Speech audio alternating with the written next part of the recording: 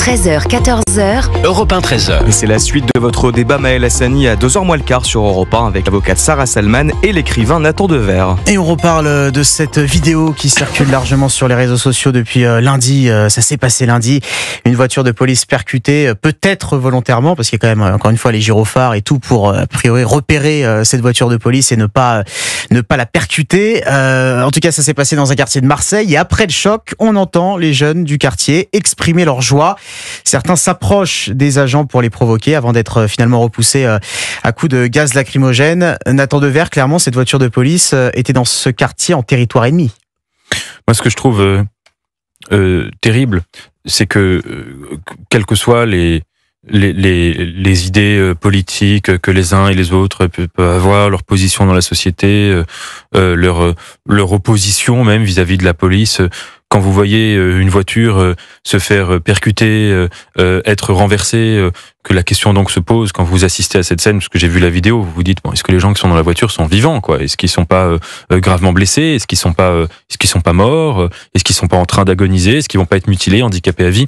Là, normalement, il y a un minimum d'empathie humaine qui dépasse le contexte. Même si vous voyez votre pire ennemi se faire renverser dans une voiture, normalement, vous courez vers la voiture pour essayer de le sauver, ou en tout cas, vous poussez un cri d'indignation, ou en tout cas, vous êtes indigné, révolté, vous avez de la pitié. Rousseau, dans le second discours, décrit très bien le fait que dans une société, certes, chacun ne pense qu'à sa gueule, mais il y a un instinct qui passe avant cela, avant l'amour de soi, qui passe après, mais qui est en même temps enraciné dans la nature humaine, qui est la pitié. Élan universel d'adhésion à la souffrance d'un être humain, même la souffrance d'un animal, dit-il.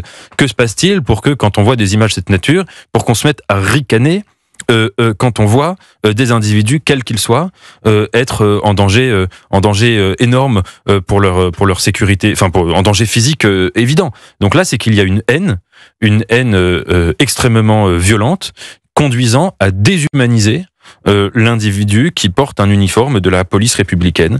Et ça, c'est quelque chose d'absolument insupportable. Et ces images sont d'une violence inouïe. Sarah Salman, qu'est-ce que vous pensez en voyant cette voiture et ces cris, cette voiture de police qui manifestement n'était pas sur son territoire? Mais je trouve ça absolument effrayant, et en droit, c'est ce qu'on appelle la non-assistance à personne en danger. Ça veut dire que quand vous voyez des personnes qui sont en danger, le principe, c'est que vous leur portez secours. Et là, les personnes, en fait, se réjouissent de ce qui se passe. C'est ça qui est complètement fou. C'est que on peut critiquer l'institution de la police, et encore, moi, je ne vois pas pourquoi on la critiquerait, puisqu'ils sont là pour nous défendre, et au quotidien, toutes les personnes qui ricanent, qui les taclent, si jamais il leur arrive quelque chose, je sais pas, qu'ils sont cambriolés ou quelque chose, ça va être les premiers à appeler la police. Donc déjà, il ferait mieux de les remercier au quotidien, plutôt que de les dénigrer. Après, quand je vois ça, je me dis, il y a plus de civilisation. Vraiment, je trouve ça extrêmement inquiétant, et encore une fois, si on ne fait rien, ça va continuer, et c'est ça le drame. On va peut-être écouter la réaction de Bruno Bartosetti, qui est représentant d'un syndicat de police, je ne sais plus lequel d'ailleurs, mais je le redirai juste après le son. Bruno Bartosetti, du moins, qui parle du quotidien dans ces quartiers. Malheureusement, lui, il est sur le terrain, et quand il voit ça, il le découvre pas, ce problème. C'est vrai que les images sont choquantes, et ce qui est très choquant également, c'est qu'on a spontanément, c'est même pas un guet-apens, spontanément vous avez des individus qui s'en prennent à la police, au lieu de venir en aide à des personnes qui sont blessées, parce que voilà, nous sommes des hommes et des femmes qui exerçons notre métier dans des conditions difficiles, et spontanément vous avez des voyous qui s'en prennent à la police. C'est très choquant, mais vous imaginez s'ils avaient été blessés plus sérieusement, s'ils n'avaient pas pu bouger pour se défendre, ça aurait été pire, quoi. Les conséquences auraient été encore beaucoup plus lourdes. Quand on voit les images, on voit à quel point ça peut aller très très loin, cette violence, à l'endroit des policiers. Voilà, Bruno Bartosetti du syndicat Unité SGP Police FO. Nathan Dever, c'est très intéressant ce qu'il dit, parce que on a beaucoup parlé ces derniers jours des guet-apens qui sont tendus aux policiers, orchestrés la plupart du temps par des narcotrafiquants en guise de représailles après des saisies de drogue, etc. Là, ça n'a rien à voir, c'est simplement des jeunes de cité qui voient des policiers percutés, et c'est l'ennemi, et spontanément on se réjouit. Oui, mais c'est ça, c'est pour ça que je disais qu'il y a un problème humain, là, moral. Dire que même ce qui est insupportable dans cette vidéo, le plus insupportable en tout cas, c'est le caractère, en effet, comme le disait le policier dans le son, c'est le caractère spontané de ce rire. C'est-à-dire que ça sort des tripes, c'est naturel. Et là, il se joue quelque chose. Normalement, ça devrait être l'inverse. À la limite, même si un individu déteste la police pour des raisons X ou Y, spontanément, quand il voit quelqu'un souffrir ou être renversé en voiture, il arrête. Là, il met ça en suspens. Et c'est le cri inverse qu'on aurait dû entendre.